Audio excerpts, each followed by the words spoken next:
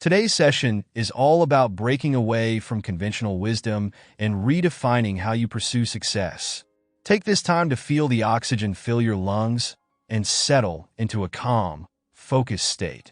Once you're ready, let's jump into today's topic, embracing your strengths. We're often told to follow our passions and, at the same time, to focus on fixing our weaknesses. Yet, in reality, both pieces of advice might be misleading. When you think about it, society loves to highlight our flaws. In performance reviews, or even in our personal relationships, people are quick to point out where we've fallen short. But here's the thing. No matter how much energy and time you pour into fixing your weak spots, you'll never transform them into your defining strengths. Trying to get better at something you're not naturally good at is draining and frustrating, and it diverts your focus from what you're good at. When you zero in on your weaknesses, you place yourself in a box, feeling trapped and confined. It's like staring at four walls with no clear way out. The more you focus on what's wrong with you, the more paralyzed you become, unable to see any of your positive traits. Even if you manage to improve those areas, it won't be enough to make them strengths. And in the meantime, you're neglecting the unique abilities that could set you apart. So today, we're giving you a different piece of advice. Forget about your weaknesses. Yes, you heard that right. Forget trying to transform them into strengths.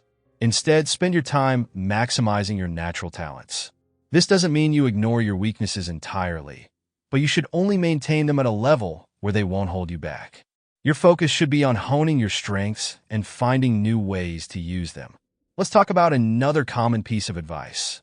Follow your passion. It sounds wonderful, but here's the harsh truth. Following your passion doesn't work for everyone. Most of the people who make it big by chasing their passions are the outliers, the ones we read about in books and see on interviews.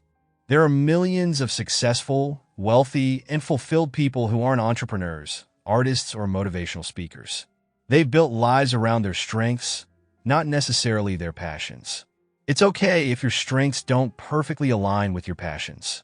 It's okay if you're not the best in the world at something you love doing. You don't have to be the top performer to live a meaningful and joyful life. The pressure to turn your passion into your livelihood can actually diminish your love for it. Sometimes, trying to force a passion into a career can lead to burnout and disappointment. Instead, focus on what you are good at, what gives you energy, and what comes naturally to you. Your passion doesn't have to be your defining purpose. Finding work that allows you to use your strengths will bring you far more satisfaction and success than trying to force yourself to be the best at something you struggle with. So, what should you do instead? Play to your strengths. Take some time to honestly assess what you're good at. Are you a natural problem solver? Do you communicate well? Are you good at building relationships or organizing complex tasks?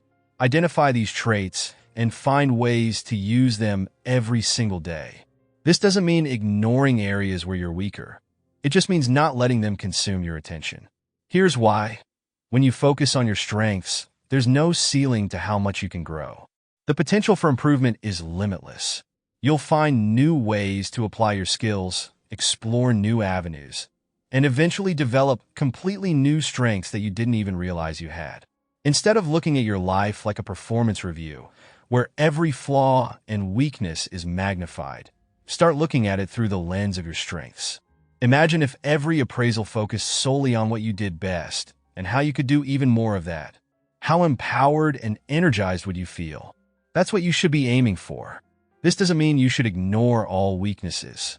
Some skills and traits are necessary to function effectively in certain areas of life. For example, if you're naturally disorganized, you don't need to become a master of organization, but you should get good enough that your disorganization doesn't derail your life or career. Maintain a baseline so that your weaknesses don't hold you back, but don't let them become your focus. Set reasonable expectations and be practical about how you approach your strengths and passions. Just because you're passionate about something doesn't mean it has to be your career. Your strengths are where you'll find the most joy and fulfillment. So let those be your guiding force. Today's mission. Shift your focus. Take a moment today to sit down and list out your top strengths. Ask yourself, what are the things I'm naturally good at? What comes easily to me? And where do I see the most growth potential? What activities leave me feeling energized and fulfilled? Once you have your list, think of one way you can lean into those strengths more, whether it's in your work, your hobbies, or your relationships. Focus on expanding your strengths rather than fixing your weaknesses, and see how that shifts your energy. Remember, you only have so much time and effort to invest. Choose to put it where it will yield the highest returns. Your strengths are your unique advantage. Use them to create the kind of life you truly want. Until next time, keep honing what makes you, you.